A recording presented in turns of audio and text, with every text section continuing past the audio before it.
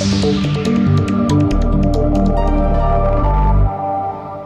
centuries, the harbor of Valletta has provided protection for seafarers. Its high fortification walls have made it one of the safest harbors in the Mediterranean.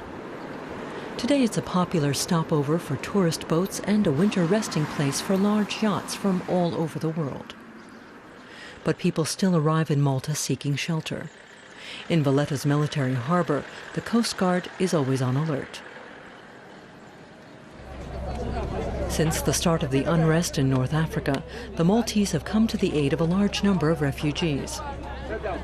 After spending days at sea in old, often unseaworthy boats, the migrants often arrive in poor physical condition. Sometimes the boat's engines break down or water leaks in. Many of them are Africans who were migrant workers in Libya. They often end up in Malta by mistake. We drive for almost about 3-4 days before our boat gets broke. So before our boat gets broke, we are seeing a rock. Yes, we are seeing a rock, seeing maybe lights.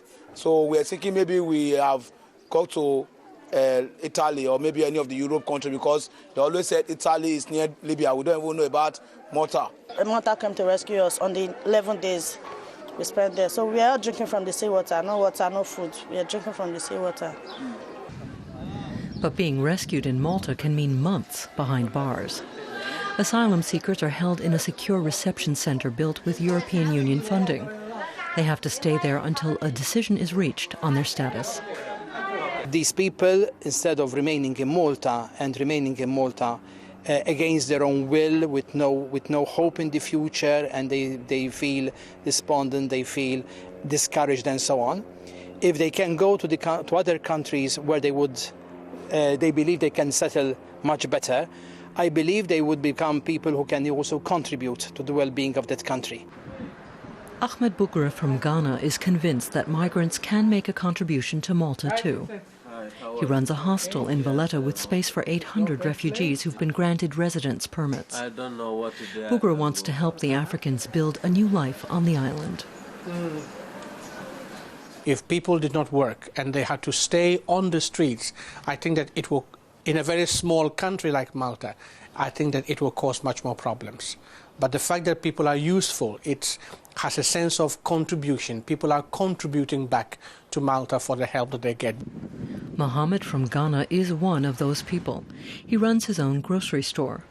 Mohammed plows all his efforts into the business, though he still doesn't have a proper delivery van.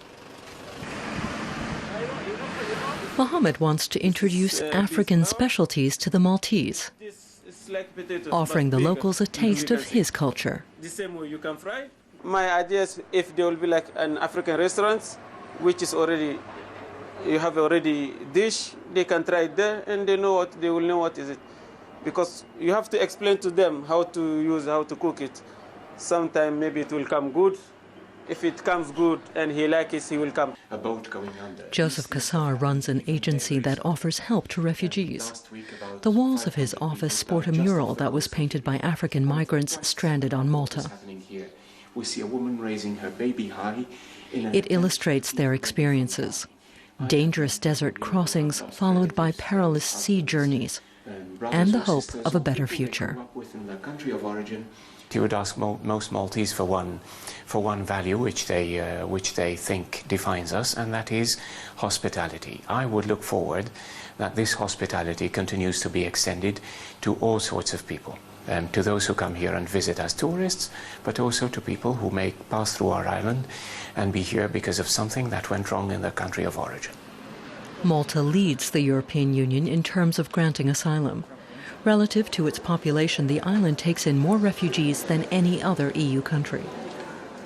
Although European laws prevent them from traveling on, once in Malta, refugees are at least physically safe.